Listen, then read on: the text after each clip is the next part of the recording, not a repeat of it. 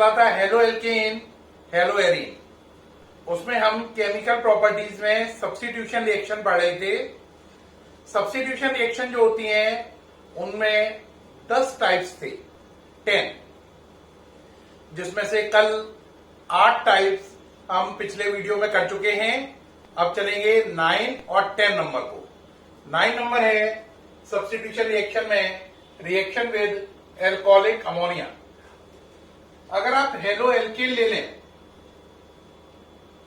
उसकी reaction ammonia से कराएं,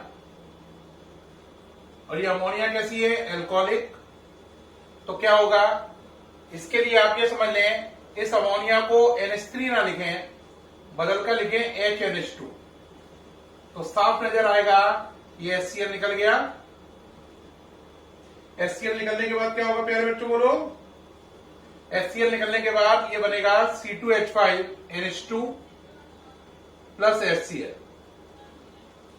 इसका नाम है प्राइमरी अमीन, इथाइल अमीन। ये इथाइल अमीन है और जिसमें NH2 ग्रुप होता है उसे प्राइमरी अमीन कहते हैं। बेटा याद रखना, NH2 ग्रुप होना प्राइमरी अमीन, NH ग्रुप होना सेकेंडरी अमीन, N होना टर्शियरी अमीन,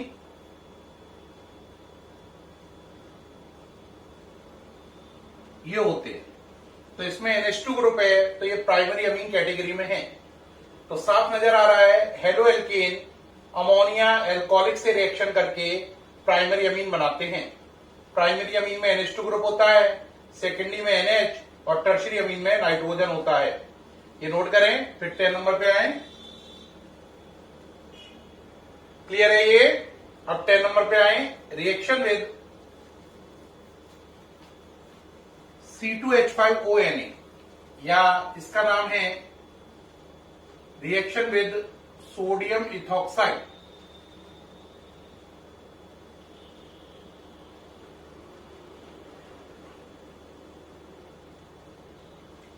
इसी का दूसरा नाम है प्यारे बच्चों विलियमसन सिंथेसिस।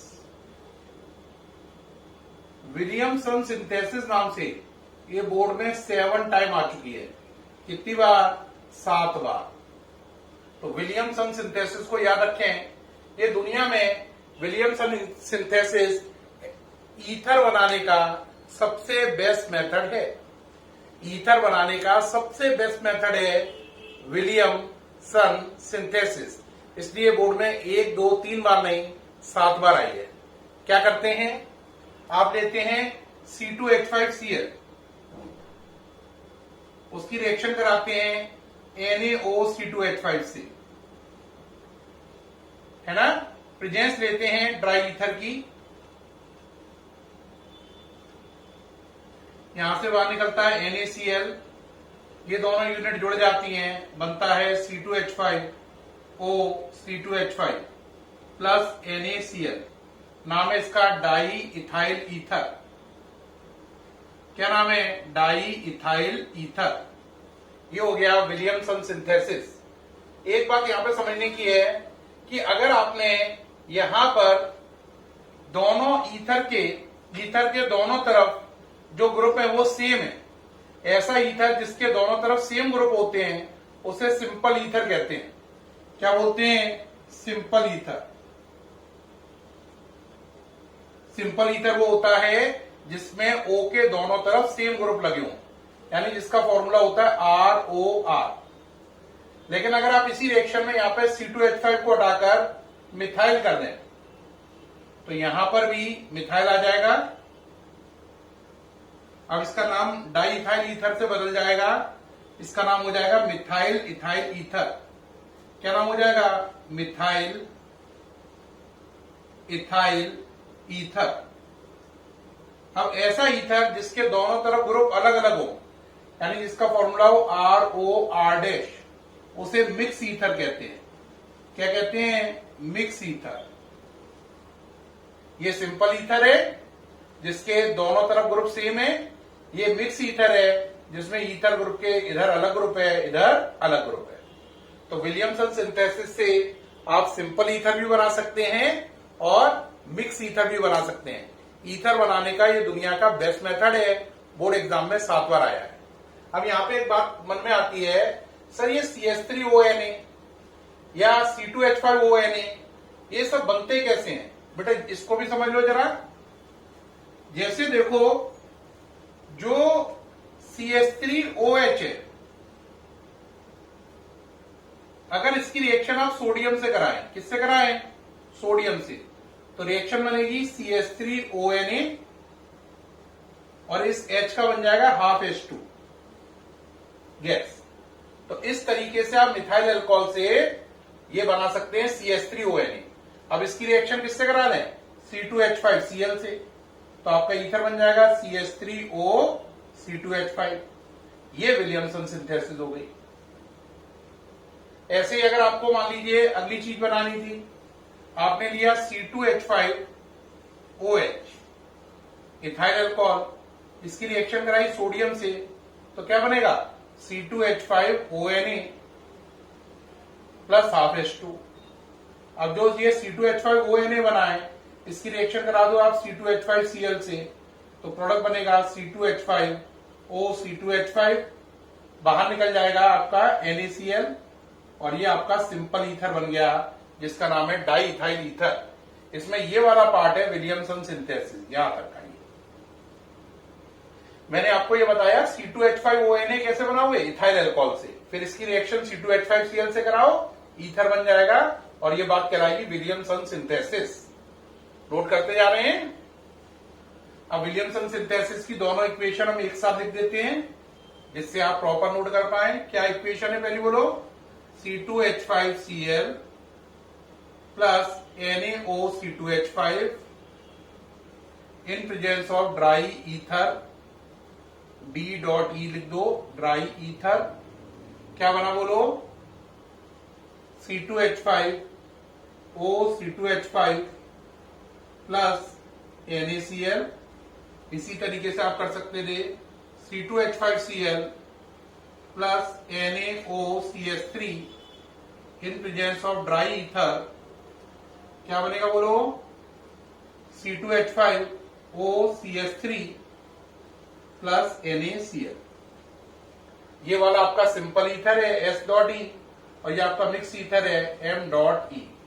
मिक्स ईथर का मतलब एल्काइल ग्रुप अलग अलग, सिंपल ईथर का मतलब एल्काइल ग्रुप सेम। ये आपके बन गए। ये हो गया आपका रिएक्शन विद सोडियम इथॉक्साइड या विलियमसन सिंथेसिस। अब इसमें एक बात और याद रखना, इसी में अगर आप ये ले लें रिएक्शन, बेंजीन के ऊपर ले लें, है ना, आप ले लें बेंजीन के ऊपर इस तरीके से करें से, जैसे आप ले लें CH3Cl प्लस बेंजीन के ऊपर ONA, तो क्या होगा? यहां से ये Cl और यहां से ये Na निकल जाएगा। क्या प्रोडक्ट बनेगा बोलो? बेंजीन के ऊपर OCH3 प्लस NaCl। इसी तरीके से आप ये कर सकते हैं C2H5Cl प्लस बेंजीन के ऊपर ONA, ड्राई ईथर लेंगे तो इसमें भी यहां से Na जाएगा, यहां से Cl जाएगा। प्रोडक्ट क्या बनेगा? बेंजीन के ऊपर OC2H5 प्लस NaCl, ये प्रोडक्ट बन जाएंगे।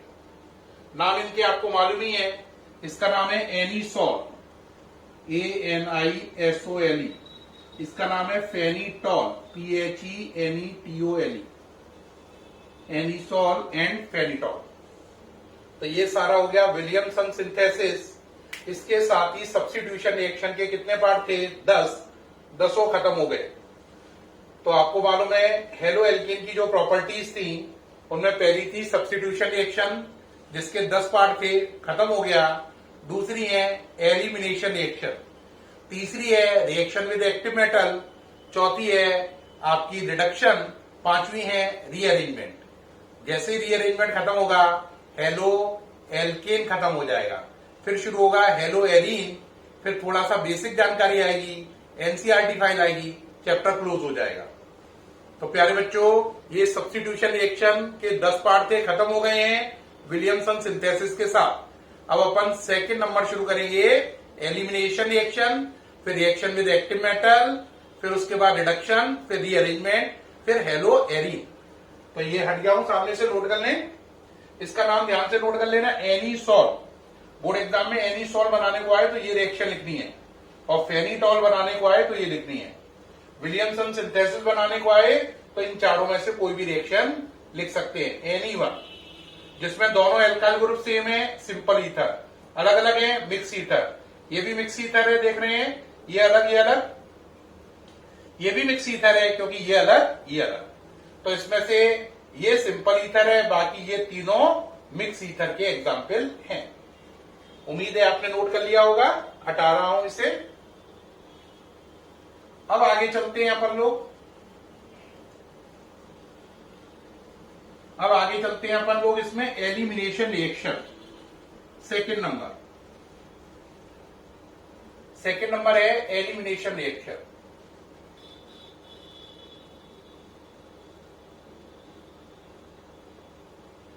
बेटा जो एलिमिनेशन रिएक्शन होती है उसको समझो, उसके लिए रिएजेंट यूज करते हैं एल्कोहलिक KOH। ये बीटा एलिमिनेशन कराता है।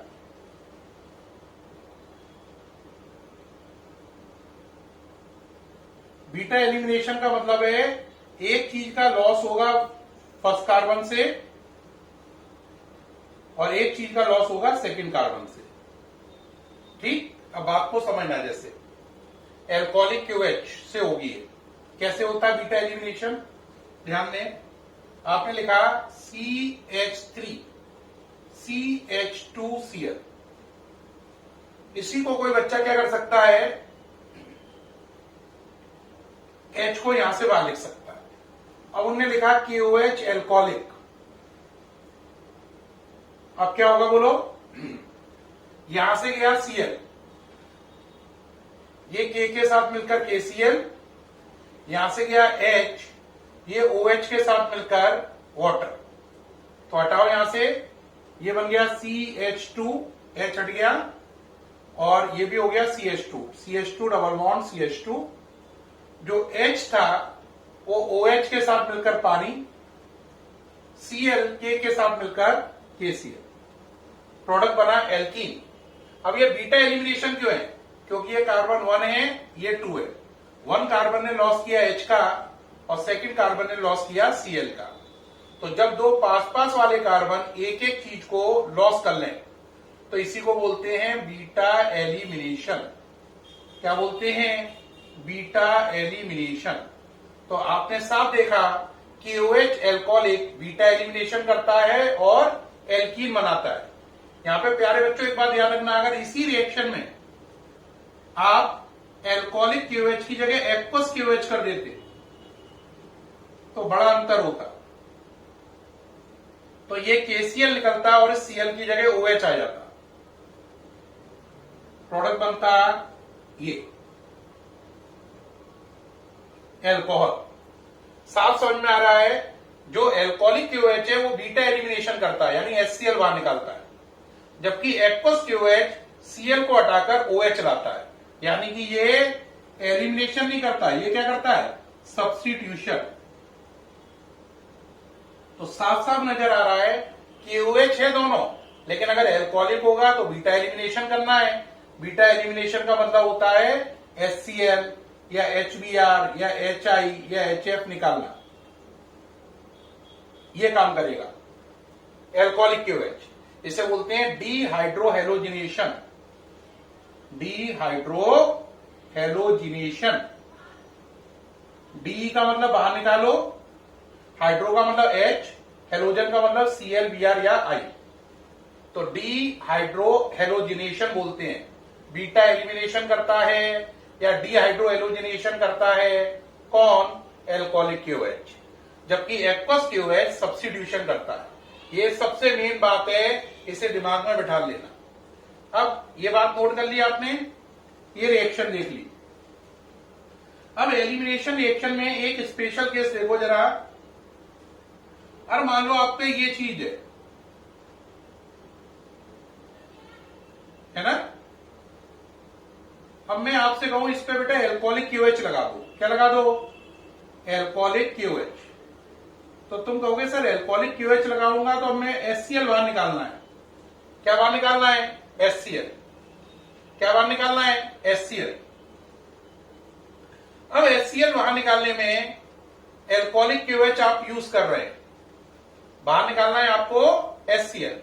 तो बताओ जरा यहां पर एचसीएल निकालने पर क्या आपका आंसर होगा? सिंगल लाइन कर लो, ये यहां से जाएगा Cl और यहां से जाएगा H। प्रोडक्ट क्या बनेगा? CH3CH double bond CH2।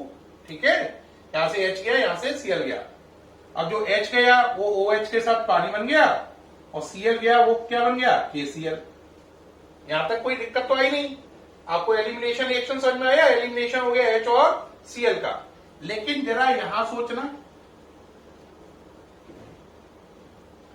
आप कहोगे कहां सोचना सर? ये वाला केस। अब मैं कहता हूं एल्कोहलिक क्यूएच लगाओ, अब तुम्हारी बुद्धि घूम जाएगी। अब तुम कहोगे एल्कोहलिक क्यूएच लगाने पर सर Cl तो ये जाएगा, लेकिन H ये वाला भी ले सकते हैं, ये वाला भी ले सकते हैं। H के लिए आप पे दो ऑप्शन क्रिएट हो गए। अभी तक ये प्रॉब्लम नहीं थी, यहां से Cl गया, यहां से H गया, यहां से Cl गया, यहां से H गया, ऑप्शन क्रिएट नहीं हो रहे थे। यहां पर अब दो ऑप्शन क्रिएट हो रहे हैं। HCl ये भी हो सकता है, HCl ये भी हो सकता है। अगर दोनों ऑप्शन को मानो तो क्या क्या प्रोडक्ट बनेगा बताओ? अगर ये वाला H ये वाला Cl गया तो प्रोडक्ट बनेगा CH3CH डबल बॉन्ड CH3। जो H निकला है उसका पानी बन जाएगा, Cl का क्या बन जाएगा? KCl। वो लिख नहीं रहा हूं। अब मान लो अगर आपने ये वाला पेयर यूज किया तो क्या बनेगा? CH3CH2 CH double bond CH2। तो आपके कितने प्रोडक्ट बन सकते हैं? दो। आप मेरी बात समझ पा रहे हैं? ये सब हटा दूं तो आपको साफ नजर आएगा, जिससे आपका पूरा ध्यान उधर ही जाएगा। ये हटा रहा हूं सारा। यहां पर अब आप देखें, अभी तक HCl निकालने में कोई अड़चन नहीं आई, लेकिन इस केस ने परेशान कर दिया। HCl ये भी हो सकता है, HCl ये भी हो सकता है। अगर ये होगा तो प्रोडक्ट बनेगा ब्यूट-2-ईन, ये होगा तो प्रोडक्ट बनेगा ब्यूट-1-ईन। अब बताइए कौन सा प्रोडक्ट बनाए? तो इसका आंसर है दोनों प्रोडक्ट बनेंगे, लेकिन ये वाला प्रोडक्ट जो बनेगा ये माइनर होगा और ये वाला प्रोडक्ट जो होगा ये मेजर होगा। मेजर मैंने ज्यादा अमाउंट में, माइनर मैंने कम अमाउंट में। कम अमाउंट का मतलब यहां पे 20% है और मेजर अमाउंट का मतलब यहां पर 80% है। अब आपके दिमाग में क्वेश्चन क्या आ जाएगा तुरंत ही कि सर ये वाला आपको माइनर क्यों लगा, ये मेजर क्यों लगा? तो इसके पीछे लॉजिक है बेटा सेट-जेफ रूल। सेट-जेफ रूल क्या कहता है? वो प्रोडक्ट मेजर होगा जिसमें एल्काइल ग्रुप ज्यादा होंगे। तो बोलते हैं during dehydrohalogenation, during dehydrohalogenation the alkene is preferred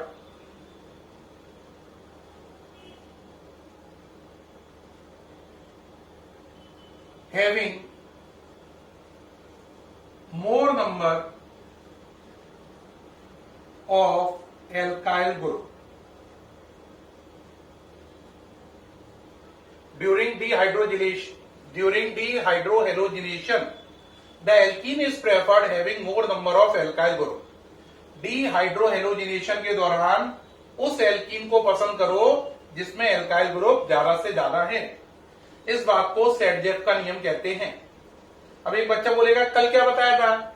कल वाले वीडियो में मैंने बताया था Markovnikov rule, anti Markovnikov rule.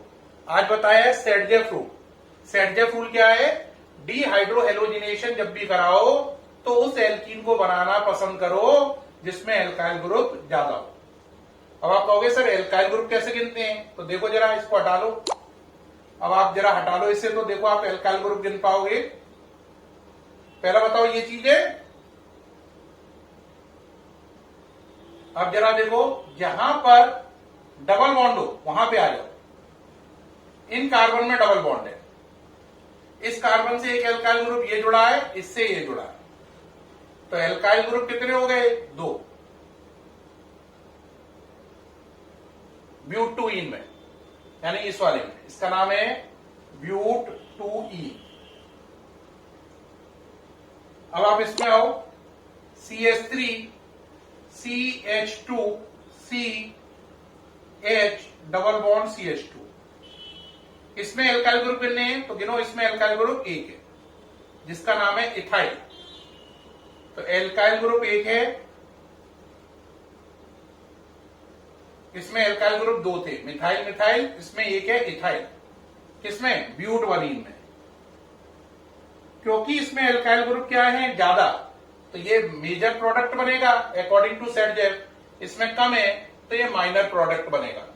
Major बनेगा तो ये बनेगा 80% और ये माइनर बनेगा तो ये बनेगा 20%। तो प्यारे बच्चों, सेटजेफ ने क्या बोला? सेटजेफ ने बोला जब भी आप एल्कोहलिक क्यूएच का यूज करके डीहाइड्रोहेलोजिनेशन कराएं तो उस एल्कीन को बनाना ज्यादा पसंद करें जिसमें एल्काइल ग्रुप ज्यादा हो, उस एल्कीन को बनाना कम पसंद करें जिसमें एल्काइल ग्रुप कम हो। अब एक बच्चे के दिमाग में यहां पर एक डाउट और आ गया होगा, सर मुझे अभी एल्काइल ग्रुप गिनना नहीं आ रहा है, आपने यहाँ पे 2 लिख दिया, यहाँ पे 1 लिख दिया है ना, मुझे एल्काइल ग्रुप गिनने के लिए और थोड़ा सा अभी डाउट ही है। तो देखो बेटा, एल्काइल ग्रुप कैसे गिनते हैं मैं आपको बताऊं, टेक्निक सीख लो कि एल्काइल ग्रुप कैसे काउंट करके टीचर को बताने हैं आपको। देखो, जिन कार्बन में डबल बॉन्ड हो वहां पर आ जाना है ना, उस पर अगर मान लो आपने, अब उसकी कितनी वैलेंसी बची? ये जगह बची है ना। अब जैसे आपने लिखा, मान लो 1 मिनट एग्जाम्पल, आपने लिखा C2H5 CH double bond C CH3 CH3। आपने बोला सर इसमें एल्काइल ग्रुप कितने हैं? तो मैं कहूंगा देखो बेटा, डबल बॉन्ड वाले कार्बन ये दोनों हैं, इसमें सेलेक्ट कर लो, ये हो गए। जो इसमें ये है वो इसमें ये हो गया। अब इस पर क्या लगा हुआ है? इसकी ये दोनों जगह पे क्या लगा है? मिथाइल मिथाइल, तो इसमें एल्काइल ग्रुप 2 हो गए, यानी ये दोनों चीजें इसकी मिथाइल मिथाइल है। अब इसमें इस जगह पर कौन है? C2H5 और इस जगह पे कौन है? H। और अगर आप इसमें कंपेयर करें तो इसमें दोनों जगह पे कौन है? CH3।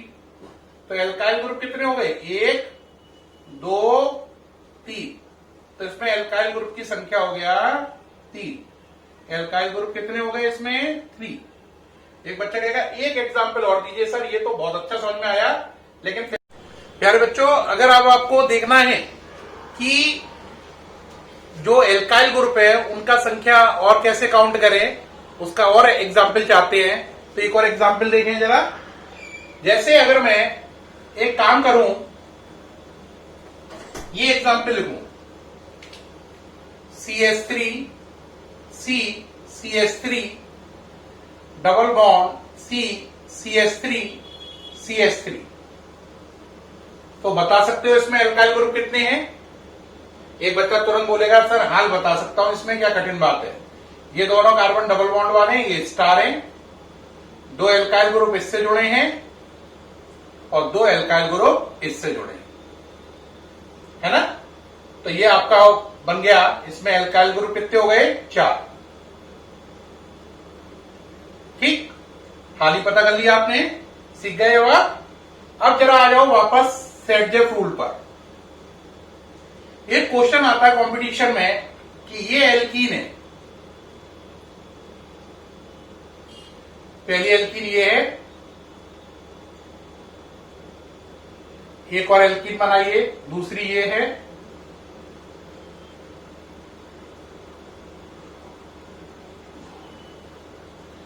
तीसरी ये है,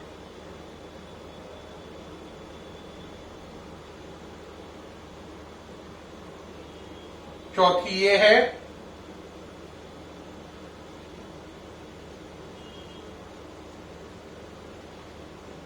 पांचवी ये।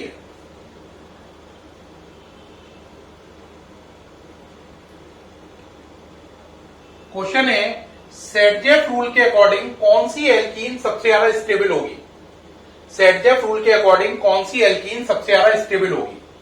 तो बेटा अगर आप इसमें देखो तो इसमें एल्काइल ग्रुप कितने हैं, 1 2 3 4, इसमें 3, इसमें एल्काइल ग्रुप 2 है, इसमें एल्काइल ग्रुप 1 है और इसमें एक भी नहीं है। तो एल्काइल ग्रुप पे आप ऐसे बना दें ब्रैकेट, जिससे पहचाना है। इसमें कितने एल्काइल ग्रुप 4 हैं, इसमें एल्काइल ग्रुप कितने हैं 3 हैं,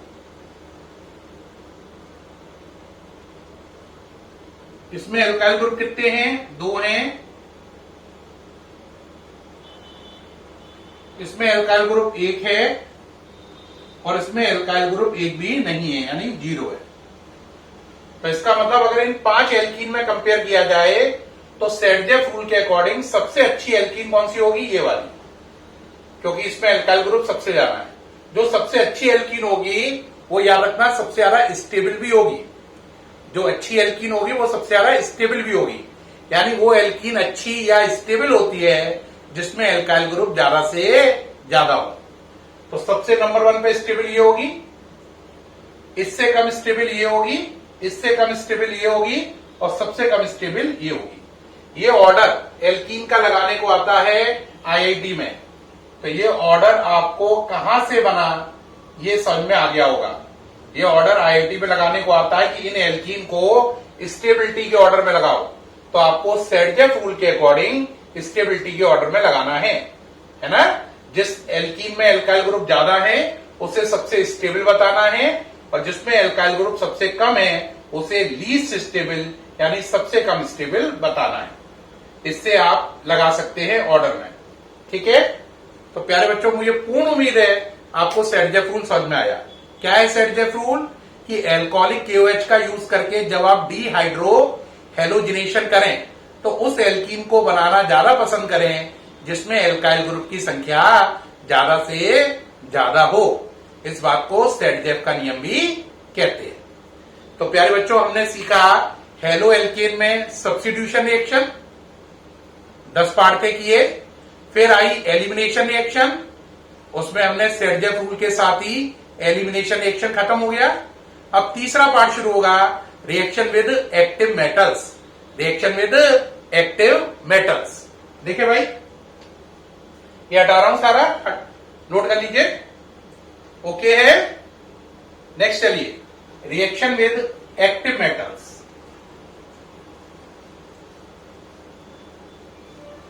देखो बेटा, रिएक्शन विद एक्टिव मेटल क्या है।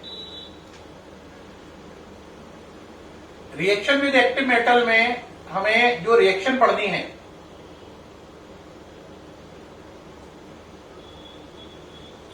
रिएक्शन विद एक्टिव मेटल्स में जो हमें रिएक्शन पढ़नी है उसमें से सबसे पहली रिएक्शन है, टोटल रिएक्शन पढ़नी है इसमें 4। ये पार्ट है reaction with magnesium.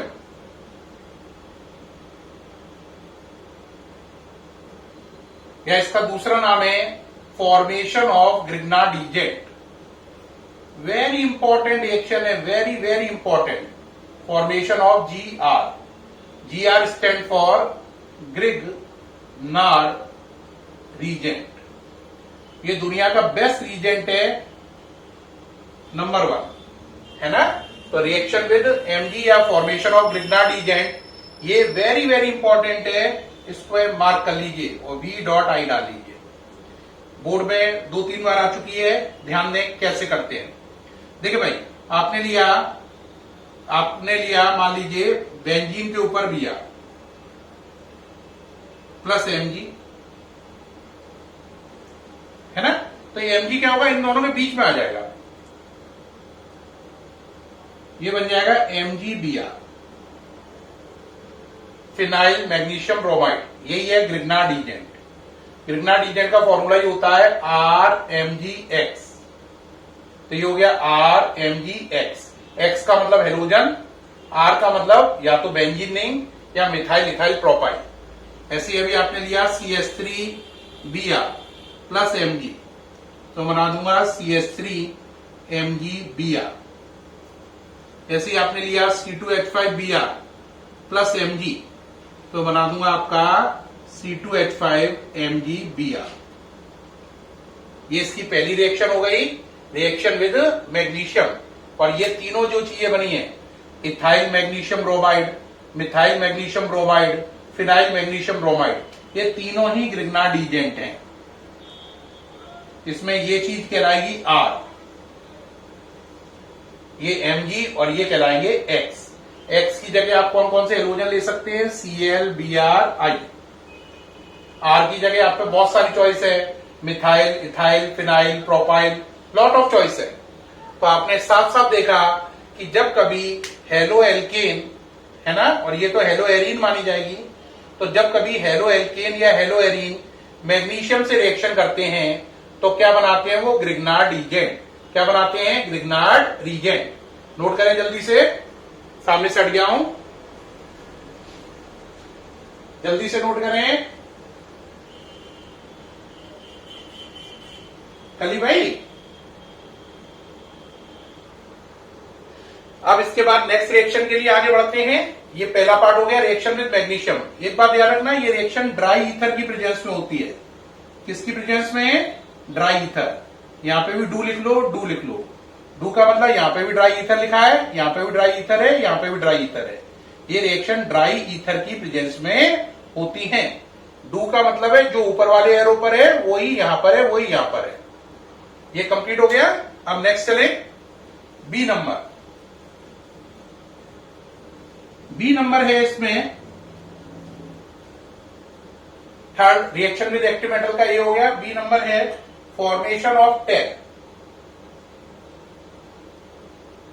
Formation of TEL. TEL की फुल फॉर्म है टेट्रा इथाइल लेड।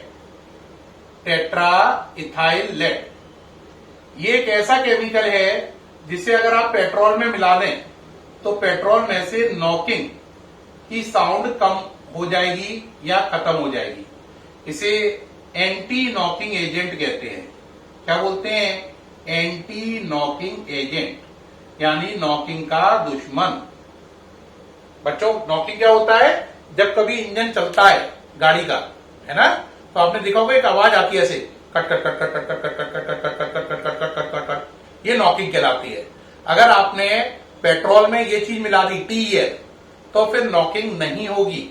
इसीलिए आपने कई बार देखा होगा गाड़ी का एक ऐड आता है, एक बच्चा गाड़ी के पास होता है और वो सोचता है गाड़ी में कोई नहीं है, जबकि उस गाड़ी का इंजन चालू होता है, अचानक ही वो गाड़ी आगे चल देती है। वो बच्चा सरप्राइज होके ऐसा हक्का बक्का रह जाता है। तो उस गाड़ी में उन्होंने ये बताया है इस गाड़ी के इंजन में क्या डला हुआ है? TEL। इसलिए इतनी आवाज भी नहीं हुई कि वो बच्चे को लगे गाड़ी स्टार्ट है, उसे लग रहा था गाड़ी बंद पड़ी हुई है ना। तो एंटी नॉकिंग एजेंट है TEL। अब इसे बनाए कैसे प्यारे बच्चों, वो देखो बेटा। इसके लिए आपको क्या करना है, आप ले लो C2H5Br। क्या ले लो? C2H5Br के 4 यूनिट। साथ में ले लो सोडियम लेड एलॉय। क्या ले लो? सोडियम लेड एलॉय, यानी सोडियम और लेड का मिक्सचर। ये भी 4 यूनिट ले लो। करिए भाई। C2H5 का होल 4, C2H5 का होल 4 PB। अब कितने PB थे? 4। यहां पे एक आ गया तो बचे 3 PB। अब यहां पे Na कितने थे? 4 और 4 Br थे, तो 4 NaBr। अब इसका नाम क्या देखो, 4 इथाइल और लेड, तो इसका नाम पड़ा टेट्रा। टेट्रा मैंने ये 4, इथाइल मतलब C2H5 और लेड मतलब PB। इसी को हम शॉर्ट में बोलते हैं TEL। और ये क्या है? Anti knocking agent. Anti knocking agent. प्यारे बच्चों, ये आपका एंटी नॉकिंग एजेंट बन गया टेल इस मेथड से। ठीक है, तो मैंने आपको बताया रिएक्शन विद एक्टिव मेटल में कितनी रिएक्शन है? 4 है। अब आप कहोगे 4 कौन कौन सी थी? पहला था फॉर्मेशन ऑफ ग्रिग्नार्ड एजेंट, दूसरा है फॉर्मेशन ऑफ टेल, तीसरी है वुड्स रिएक्शन और चौथी है कॉरी हाउस रिएक्शन। तो जो वुड्स रिएक्शन और कॉरी हाउस रिएक्शन है वो थर्ड और फोर्थ है। इसके साथ ही आपका खत्म हो जाएगा रिएक्शन विद एक्टिव मेटल। लेकिन वीडियो ऑलरेडी काफी बड़ा हो चुका है, तो जो वुड्स रिएक्शन है, कॉरी हाउस रिएक्शन है, ये मैं आपको नेक्स्ट वीडियो में पढ़ाऊंगा और नेक्स्ट वीडियो में रिडक्शन और रीअरेंजमेंट भी बताऊंगा और हेलो एल्केन को खत्म कर देंगे। तो प्यारे बच्चों, आपसे फिर मुलाकात होगी नेक्स्ट वीडियो में। तब तक के लिए बाय।